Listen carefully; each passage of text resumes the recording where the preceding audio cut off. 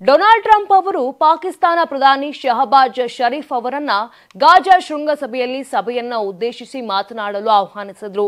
ಶರೀಫ್ ಕಡೆಗೆ ಟ್ರಂಪ್ ತಿರುಗಿ, ನೀವು ಏನಾದರೂ ಹೇಳಲು ಬಯಸುತ್ತೀರಾ ಎಂದು ಕೇಳಿ, ಅಂದು ನನ್ನಲ್ಲಿ ಹೇಳಿದ ಮಾತುಗಳನ್ನು ಇಂದು ಹೇಳಿ ಎಂದಿದ್ದಾರೆ. ಬಳಿಕ 5 ನಿಮಿಷಗಳ ಭಾಷಣದಲ್ಲಿ ಪಾಕಿಸ್ತಾನ ಪ್ರಧಾನಿ ಶಹಬಾಜ್ ಶರೀಫ್ ಭಾರತ ಪಾಕ್ ಸಂಘರ್ಷ ಪ್ರದೇಶಗಳಲ್ಲಿ ಶಾಂತಿಯನ್ನು ಉತ್ತೇಜಿಸುವಲ್ಲಿ ಟ್ರಂಪ್ ಅವರ ಪ್ರಯತ್ನಗಳನ್ನು ಶ್ಲಾಘಿಸಿದ್ದಾರೆ. ಟ್ರಂಪ್ ಅವರನ್ನು ಶಾಂತಿಯ ದೂತ ಎಂದು ಹೊಗಳಿದ್ದಾರೆ.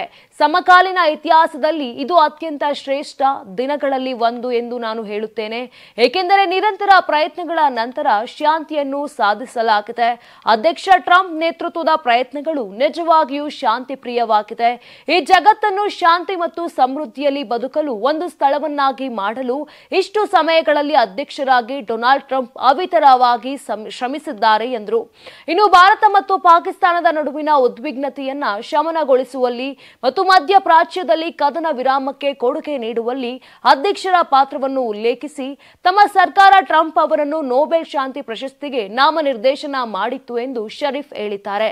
ಮತ್ತೊಮ್ಮೆ ನಾನು ಈ ಮಹಾನ್ ಅಧ್ಯಕ್ಷರನ್ನು ನೊಬೆಲ್ ಶಾಂತಿ ಪ್ರಶಸ್ತಿಗೆ ನಾಮನಿರ್ದೇಶನ ಮಾಡಲು ಬಯಸುತ್ತೇನೆ, ಏಕೆಂದರೆ ಅವರು ಶಾಂತಿ ಪ್ರಶಸ್ತಿಗೆ ಅತ್ಯಂತ ನಿಜವಾದ ಮತ್ತು ಅದ್ಭುತ ಅಭ್ಯರ್ಥಿ ಎಂದು ನಾನು ನಿಜವಾಗಿಯೂ ಭಾವಿಸುತ್ತೇನೆ. ಭಾರತ ಮತ್ತು ಪಾಕಿಸ್ತಾನ 2 ಪರಮಾಣು ಶಕ್ತಿ ರಾಷ್ಟ್ರಗಳಾಗಿರುವಾಗ ಆ 4 ದಿನಗಳಲ್ಲಿ ಟ್ರಂಪ್ ಅವರು ತಮ್ಮ ಅದ್ಭುತ ತಂಡದೊಂದಿಗೆ ಮಧ್ಯ ಪ್ರವೇಶಿಸದಿದ್ದರೆ ಯುದ್ಧವು ಒಂದು ಹಂತಕ್ಕೆ ಏರಿಕೆಯಾಗುತ್ತಿತ್ತು. ಏನಾಯಿತು ಎಂದು ಹೇಳಲು ಯಾರು ಬದುಕುತ್ತಿರಲಿಲ್ಲವೇನೋ ಎಂದು ಶರೀಫ್ ಹೇಳಿದ್ದಾರೆ. ತುಂಬಾ ದಪ್ಪ ಇದ್ದೀರಾ, ಅದರಲ್ಲೂ ಯಾವುದೇ ಸೈಡ್ ಎಫೆಕ್ಟ್ ಇಂದ ಸಣ್ಣ ಆಗ್ಬೇಕಾ?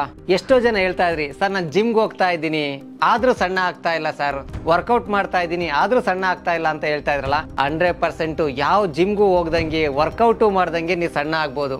ಪ್ರತಿದಿನ ಬೆಳಿಗ್ಗೆ ಸಂಜೆ 2 ಟೈಮ್ ನಮ್ಮ ಜೀನಿ ಸ್ಲಿಮ್ ನ ಯೂಸ್ ಮಾಡಿ ಯಾವುದೇ ಸೈಡ್ ಎಫೆಕ್ಟ್ ಇಲ್ದಂಗೆ ನೀವು ಸಣ್ಣ ಆಗ್ತೀರಾ. ಯಾಕೆಂದ್ರೆ ಜೀನಿ ಸ್ಲಿಮ್ ಒಂದು ಉತ್ತಮ ಆಹಾರ.